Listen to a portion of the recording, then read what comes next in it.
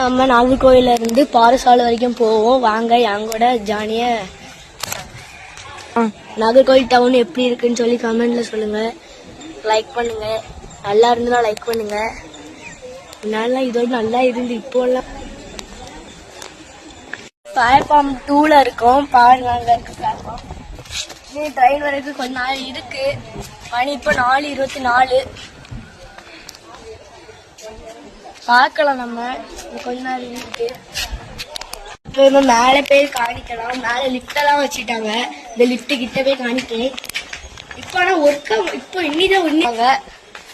இப்போ மேலே போய் காணிக்கேன்.